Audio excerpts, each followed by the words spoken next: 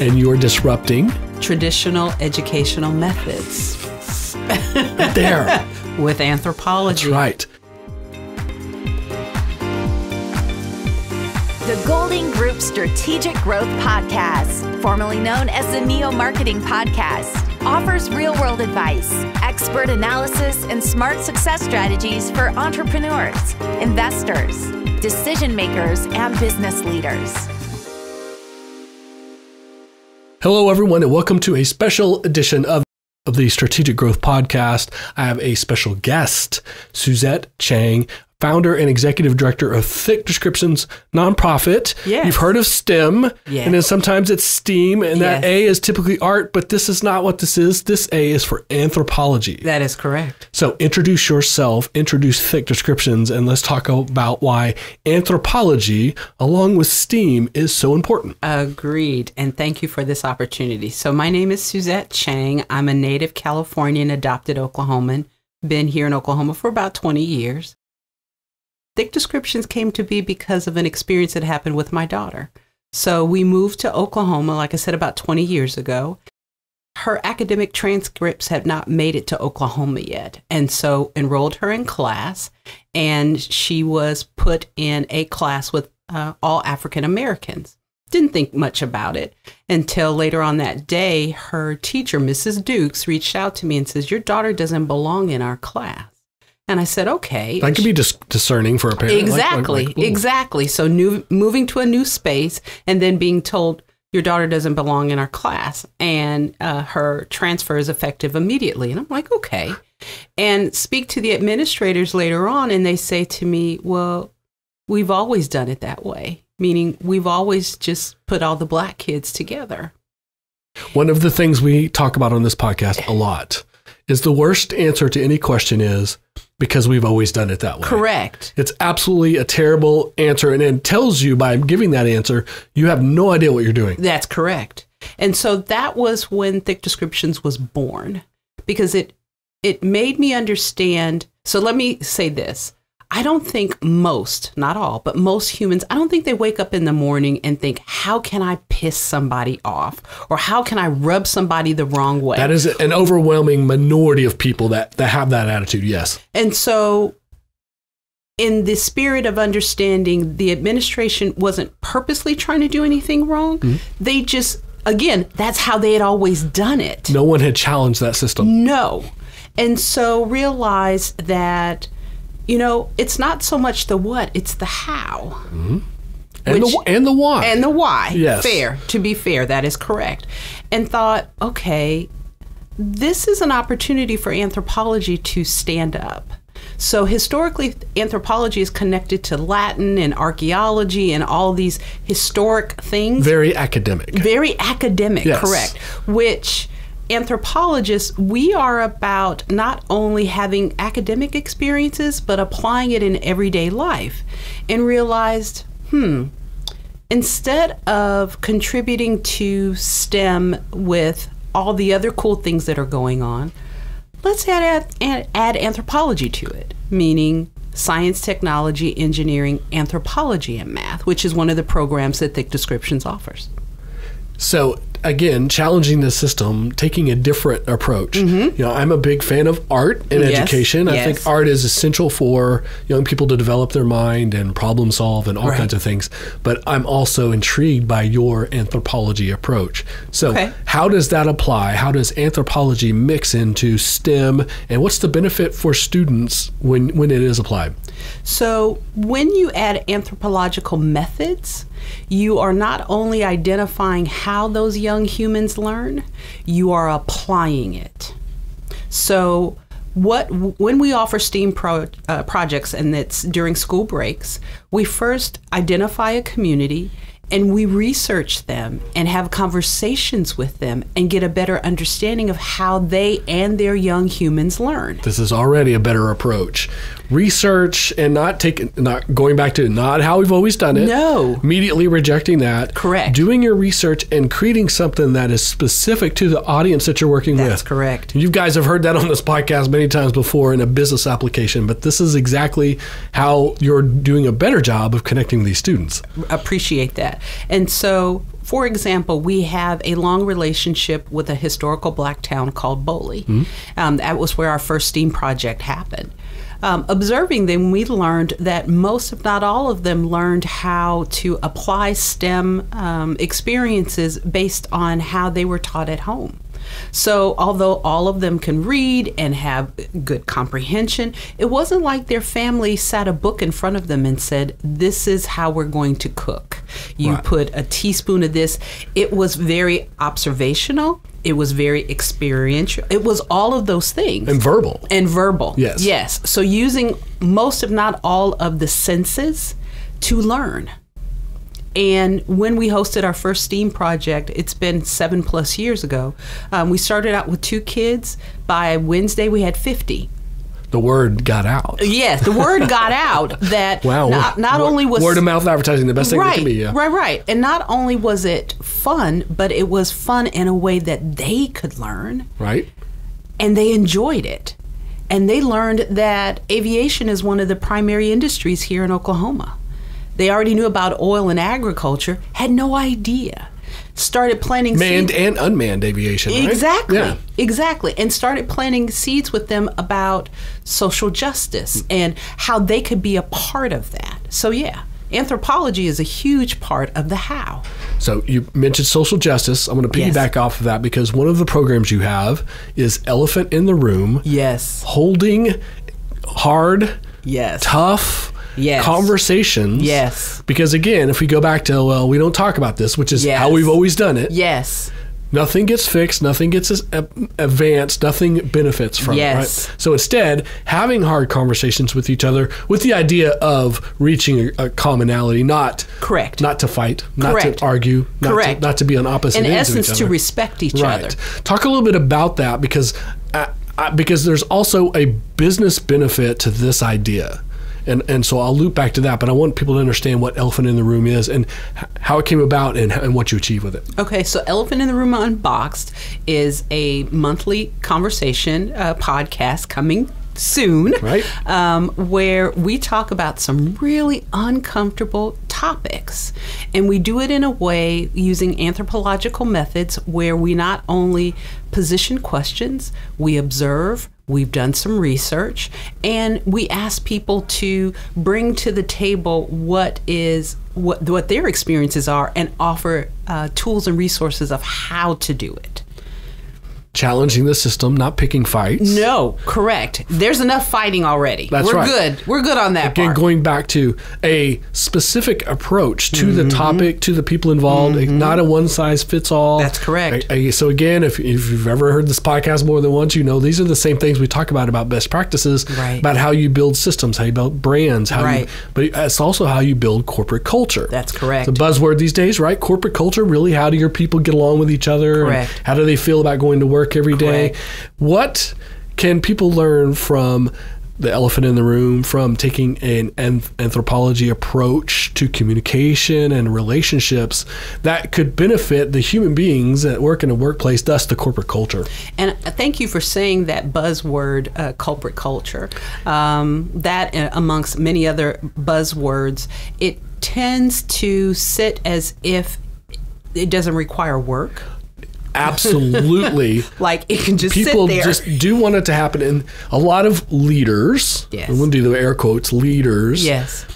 They know that it's better when employees are happy to show up every day at work, right? Yes. That's a no-brainer, right? Yes. And then they'll say, in a conversation with me, right, when they want to hire the Golden Group, they say, we'd really like to work on our corporate culture. Yes. And then they follow it up with, well, here's the basics that we could do, once a month lunch for birthdays and the holidays and, some little things like that, right? And then they think, there it is. And of course, our response is, oh my God, that's 1%. You're scratching the surface. You're not doing the real work. You can only plan so much of what your corporate culture is going to be because really you're creating opportunities for your people to tell you what the corporate culture is. It can't come from the top down. It has to come from the bottom up. Exactly. But you're right that everyone wants it They want the benefit of it. They don't want to put that, because it is hard work. It seems easy. Why won't people like working here? But it's an active, continual process. Correct. I find too many people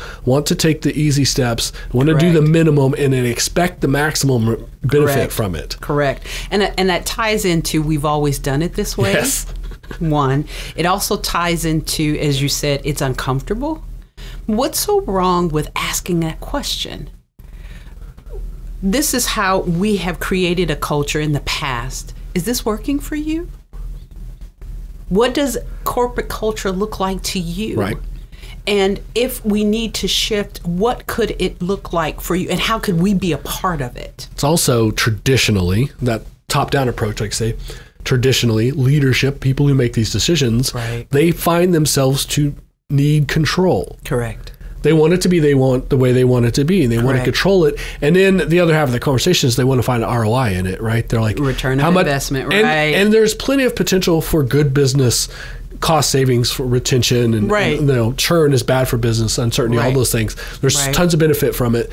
But at no point does having some tough conversations about making some changes in people's thought processes and how they communicate with each other, and really doing things that make the employees happy, as opposed to just free lunch every Friday. Where then retention rate goes up, where attraction rate goes up, where they're actively recruiting their friends to come work for you. That's right. And there's so much business benefit there that people miss because it isn't a dollar in, dollar out ROI conversation. Right. And I would almost push back on that. It is a return on investment, long range. That's why you have to do that work. You're right, long term. It is long. It's not immediate. It's not simple to see. Correct. But if you don't do the work, you look up one day and you have low quality employees, people are quitting at any chance to get another job, whether it's because of economics or because of how they're treated. You know, people don't leave a job because they make 50 cents an hour more. They leave a job because they can't stand their manager, or the company doesn't feel good to them. And then the opposite is true. They think if you pander these employees, the free lunches, and we're going to donate to causes that you suggest, and things of that nature, they see that too. They understand. People understand. Human beings understand when they're being pandered to. Correct. And my boss just does this to make us happy. Not my boss does this because had conversations with us and they understand us. Yeah, human beings, we're intuitive in a variety of ways. So and it can come off very offensive. Or checking a box. Yes. Like, oh yeah, we did this. Done. Check. No. Everyone wants to check the box. They want the easy access. They want the ROI. They want all of that. But that's not how the world works. And that's where anthropology can definitely step in. Of starting off with questions. And even starting off with, I have some uncomfortable questions. Are you okay with me asking them? And if typically most human beings, when you set the tone that way, they will respond with yes, because they're not happy if they think you're coming from a place of community. Yes. If they think genuine. If they think that you're challenging them because you're, establishing your dominance. They don't appreciate that. No one does. No. But if they think you are trying to meet them in the middle, they will have that conversation with you. But business has been trained to stay away from controversy, to stay away from such things. And to be fair, historically, there's the legalities of it. From a human resources perspective, human resources, traditionally, their focus was to make sure that exposure to possible lawsuits or whatever was minimized, if not non-existent. Yes. I get it. Most human beings aren't trying to sue. No. Most human beings just, if I got to spend 40 hours somewhere, I want to be happy. Which is also why the why is so important. If the leadership is trying to meet their employees in the middle, if they're trying to create real culture and not placate and not just, just do what you're told, show up for work, be these mindless robots. But if you're really trying to create culture, if you're willing to accept that's not how we expected, but we'll do that, then the idea of, well, you asked this things, we have these conversations that were uncomfortable. They may be uncomfortable work. I think I need to sue someone. That person isn't looking to sue the boss when the boss is trying to meet them in the middle. Now, if the boss is trying to force an opinion and a vision onto them, that's a whole nother conversation. Those are the people who say, well, maybe you need to get sued. Right. And so I think that's the difference. But you're right. The idea of business has been to avoid those risks by not having the conversation. Right. But you can't have real corporate culture without at least being open to those conversations. Agreed. And I think collectively, most companies have created a space where they have those risks are minimized if non-existent. Now what? Right. And which now speaks to what anthropology is about. It's about quality experiences, which collectively most human beings in the workspace and even in academia, we're not aware, or we don't know how to create those because we've done certain things for so long a certain way. Working in the system. Right. Versus, and not so much challenging the system, but questioning it. Right. And saying, I want a different, more nuanced experience. What is my part in this? Because to me, there's not only an employer, a teacher, whoever, there's an employee-student responsibility as well. Yes, if you want great corporate culture, you have to participate in the corporate culture. Correct. Yes. So ABC company or ABC school, whoever, this is what you're offering. What can I do? Right. What's my part? Because this is new to me. So help. And if we don't know, that's fine. Let's figure it out together. It's also why in business, a lot of the conversation is that you learn lessons from failures. Correct. When things don't work out, unexpected outcomes. Correct. There's lessons to be learned there. The whole process of running a business is continually failing to smaller and smaller every time because you learn something along the way. And then, of course, once you get it all figured out, the world changes all over again, right? Correct. But we train our students, our young people, because when we talk about workplace development and things of that nature, we train them to learn to the test. You're right. And to make good grades. Right. And we train them to not fail. Right. But the last person I want to employ is someone who's afraid of failure. Right. It's very regurgitative. Right. Right. I need someone who understands that they get better.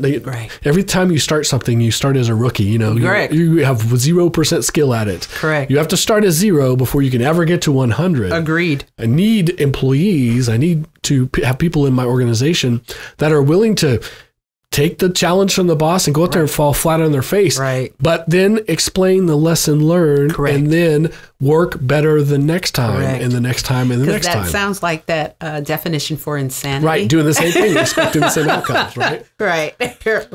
Right. So we need business to reflect changes necessary in education. Yes. At not just the highest levels, but all the way through the educational process. Correct. To get people to understand that experiences, you said the word experiences, experience in business, we want people with experience. Correct. Well, you have to give them those experiences. Create those spaces. Let them be less than positive outcome experiences to learn. Correct. Gain expertise. Correct. So that then when they come into the workplace, they don't just have book knowledge. Correct. But they have best practices and they have common sense. Correct. And they bring... They are thinking. That's right.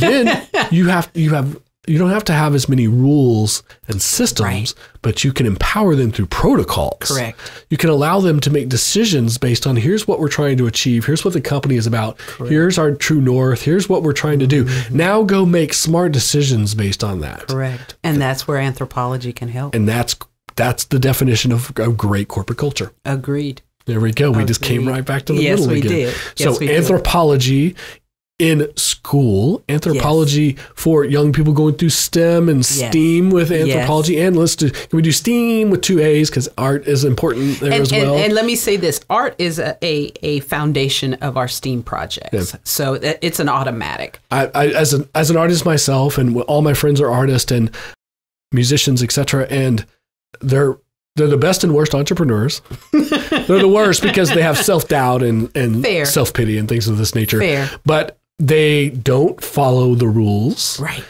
And ultimately being an artist, being a musician is problem solving. Right. You have something in your head. You have to get it out in the world. You know, play it on a guitar or put it on a painting or sculpt it. Right. How do you get the thing in your head there? Well, it's problem solving. Correct. And iteration And that's learn your lessons. That first one sucked. Like, your first sculpture is going to suck. Your first painting. Correct. The first time you sing a song. The first time you shoot a basketball. Anytime you do something, you're going to stink at it. Right. You have to do it over and over again. You have to iterate. You have to learn the lessons and then finally master your craft. So the young people, they need STEM. They need to understand these things. Yes. But they need art. Yes. They need anthropology. Yes, they need to experience things. Right. And they need to understand how to gain knowledge from experiences, both positive and negative. Correct.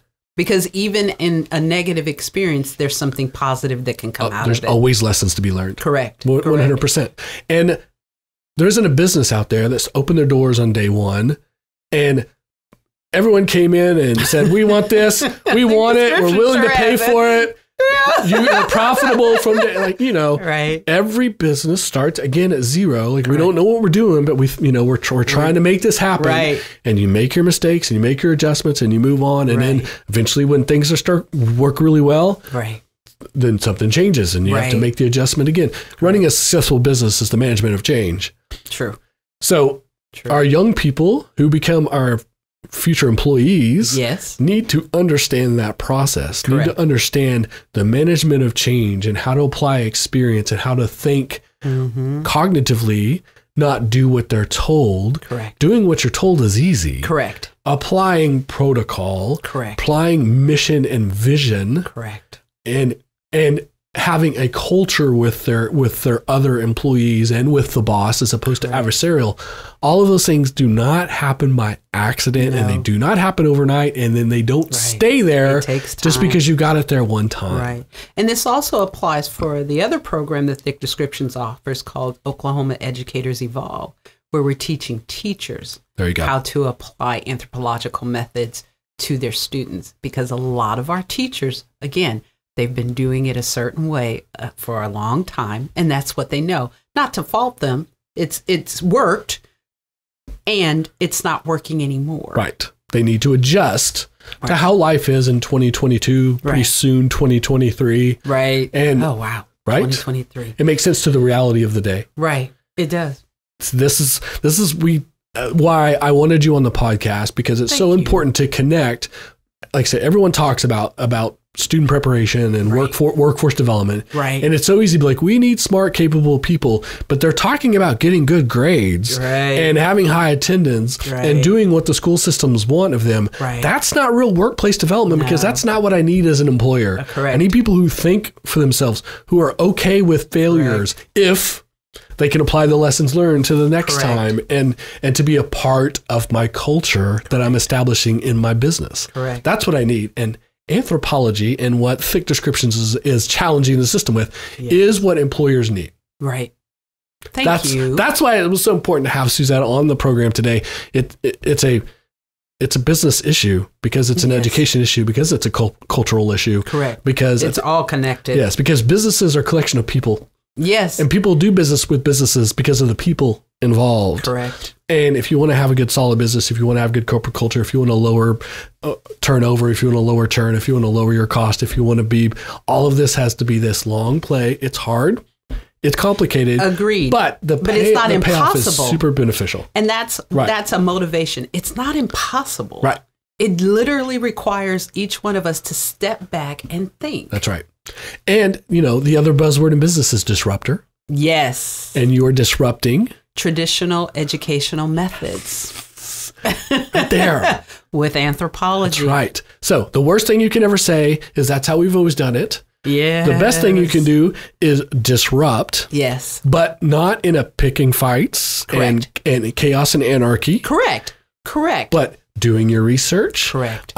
Identifying issues, problems, or something that can be addressed, addressing it, measuring that addressment, and then making adjustments. And actually having a plan. Yes. Doesn't that sound like business people? That's exactly what that is. That's how businesses run. Yes. This is how anthropology does things. Yes. This is how Thick Descriptions does things. We're trying to create those and experiences. That's right. And that's what Suzette does for us. Yes. There you go, folks. I appreciate you being on the podcast today. Thank you so much. This is really cool. So everyone, make sure you are subscribing to the podcast. Hit that subscribe button, the like button. Leave a comment. Leave a review. Yes. Let us know if you thought this conversation was good. Let me know, especially if we skip something, if we miss something, if we didn't go deep enough, let me know. I'll have Suzette back on the program sometime to answer your questions you might pose for us on social media or on the podcast platform you found us on.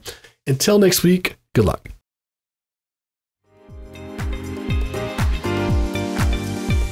The Golding Group Strategic Growth Podcast, formerly known as the Neo Marketing Podcast, offers real-world advice, expert analysis, and smart success strategies for entrepreneurs, investors, decision makers, and business leaders.